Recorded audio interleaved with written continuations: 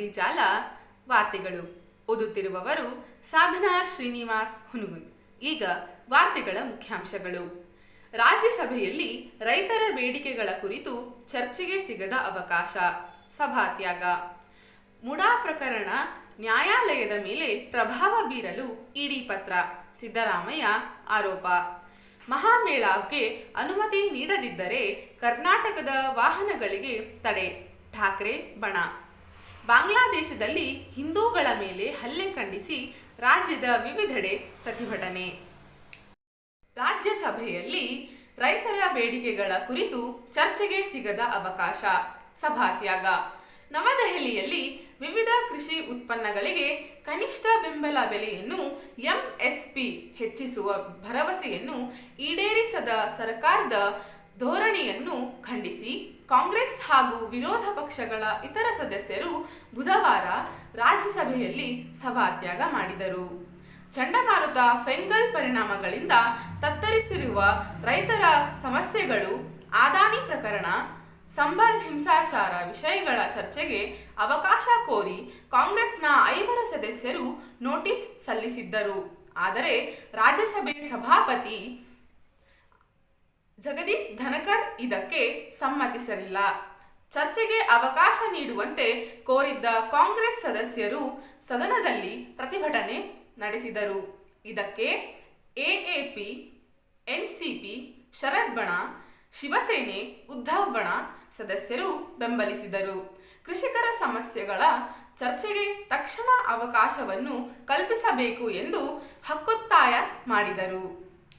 ಪ್ರಕರಣ ನ್ಯಾಯಾಲಯದ ಮೇಲೆ ಪ್ರಭಾವ ಬೀರಲು ಇಡಿ ಪತ್ರ, ಸಿದ್ದರಾಮಯ್ಯ ಆರೋಪ. ಹೈಕೋರ್ಟ್ನಲ್ಲಿ ನಮ್ಮ ಅರ್ಜಿ ವಿಚಾರಣೆಗೆ ಬರುವ ಹಿಂದಿನ ದಿನವೇ ಜಾರಿ ನಿರ್ದೇಶನಾಲಯದವರು ಇಡಿ ಲೋಕಾಯುಕ್ತಕ್ಕೆ ಪತ್ರ ಬರೆದಿದ್ದಾರೆ. ನ್ಯಾಯಾಲಯದ ಮೇಲೆ ಪ್ರಭಾವ ಬೀರುವ ಉದ್ದೇಶ ಇದಾಗಿದೆ ಎಂದು ಮುಖ್ಯಮಂತ್ರಿ ಸಿದ್ದರಾಮಯ್ಯ ಗಂಭೀರ ಆರೋಪ ಮಾಡಿದರು. ಕೆಆರ್ಪೇಟೆ ಕೋಡಿಮಾರನಹಳ್ಳಿಯಲ್ಲಿ ಲಕ್ಷ್ಮೀದೇವಿ ಸಮುದಾಯ ಭವನ ಉದ್ಘಾಟನೆಗಾಗಿ ಬಂದ ಸಂದರ್ಭದಲ್ಲಿ ಮಾಧ್ಯಮದವರೊಂದಿಗೆ ಅವರು ಮಾತನಾಡಿ, ಇಡಿ ಅವರಿಗೆ ತನಿಖೆ ಮಾಡಲು ಅಧಿಕಾರವೇ ಇಲ್ಲ. ತನಿಖೆ ನಡೆಸಿದ ಮೇಲೆ ತನಿಖಾ ವರದಿಯನ್ನು ಲೋಕಾಯುಕ್ತಕ್ಕೆ ನೀಡಬಹುದಿತ್ತು. ಅದನ್ನು ಬಿಟ್ಟು ಲೋಕಾಯುಕ್ತಕ್ಕೆ ಪತ್ರ ಬರೆಯುವುದು ಮತ್ತು ಮಾಧ್ಯಮಗಳಿಗೆ ಸೋರಿಕೆ ಮಾಡುವುದರ ಹಿಂದೆ ರಾಜಕೀಯ ದುರುದ್ದೇಶ ಇದೆ ಎಂದು ದೂರಿದರು. ಈ ವಿಚಾರಕ್ಕೆ ಸಂಬಂಧಪಟ್ಟಂತೆ ಗುರುವಾರ ನಮ್ಮ ಅರ್ಜಿ ಹೈಕೋರ್ಟ್ನಲ್ಲಿ ವಿಚಾರಣೆಗೆ ಬರುತ್ತಿದೆ.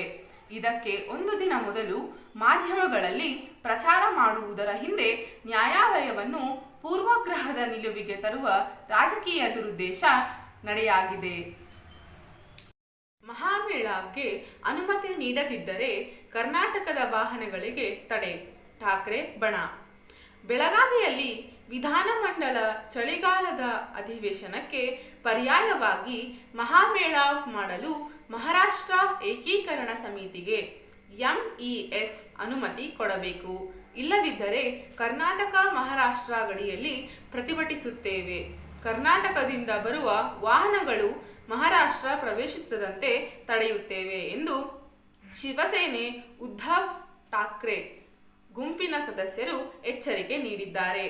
ಕೊಲ್ಹಾಪುರ ಜಿಲ್ಲಾಧಿಕಾರಿ ಸಂಜಯ್ ಶಿಂದೆ ಅವರಿಗೆ ಮಂಗಳವಾರ ಮನವಿ ಪತ್ರ ಸಲ್ಲಿಸಿರುವ ಅವರು 3-4 ವರ್ಷಗಳಿಂದ ಬೆಳಗಾವಿಯಲ್ಲಿ ಮಹಾಮೇಳಾವ್ ಮಾಡಲು ಬೆಳಗಾವಿ ಜಿಲ್ಲಾಡಳಿತ ಅನುಮತಿ ಕೊಡುತ್ತಿಲ್ಲ.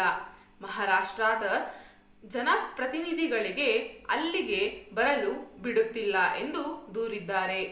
ಅಧಿವೇಶನ ವೇಳೆ ಕರ್ನಾಟಕದ ಜನಪ್ರತಿನಿಧಿಗಳು ಮಹಾರಾಷ್ಟ್ರಕ್ಕೂ ಭೇಟಿ ಕೊಡುತ್ತಾರೆ.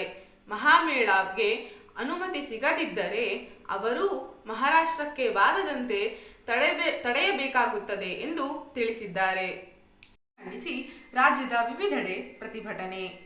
ಬಾಂಗ್ಲಾದೇಶದಲ್ಲಿ ಹಿಂದೂಗಳ ಮೇಲೆ ನಡೆಯುತ್ತಿರುವ ದೌರ್ಜನ್ಯ ನಿಲ್ಲಬೇಕು ಮತ್ತು ಹಿಂದೂಗಳಿಗೆ ರಕ್ಷಣೆ ನೀಡಬೇಕು ಎಂದು ಆಗ್ರಹಿಸಿ ಬುಧವಾರ ರಾಜ್ಯದ ವಿವಿಧೆಡೆ ಹಿಂದೂ ರಕ್ಷಣಾ ವೇದಿಕೆ, ವಿಶ್ವ ಹಿಂದೂ ಪರಿಷತ್ ಕಾರ್ಯಕರ್ತರ ನೇತೃತ್ವದಲ್ಲಿ ಸ್ಥಳೀಯ ಸಂಘಟನೆಗಳು ಪ್ರತಿಭಟನೆ, ಮೆರವಣಿಗೆ ನಡೆಸಿದವು. ಸಾಧು ಸಂತರ ರಕ್ಷಣೆಯಾಗಬೇಕು, ಮಾನವ ಹಕ್ಕು ರಕ್ಷಿಸಬೇಕು ಎಂದು ಪ್ರತಿಭಟನಾಕಾರರು ಘೋಷಣೆ ಕೂಗಿದರು. ಇದೇ ರೀತಿ ಮಂಗಳೂರು, ದಾವಣಗೆರೆ, ಬಳ್ಳಾರಿ, ರಾಯಚೂರು ಸೇರಿದಂತೆ ರಾಜ್ಯದ ವಿವಿಧೆಡೆ ಪ್ರತಿಭಟನೆ ನಡೆಸಿ ಜಿಲ್ಲಾಧಿಕಾರಿಗಳ ಮೂಲಕ ರಾಷ್ಟ್ರಪತಿಯವರಿಗೆ ಬಾಂಗ್ಲಾದೇಶದ ಮೇಲೆ ಒತ್ತಡ ಹೇರಲು ಮನವಿಯನ್ನು ಸಹ ಸಲ್ಲಿಸಲಾಯಿತು.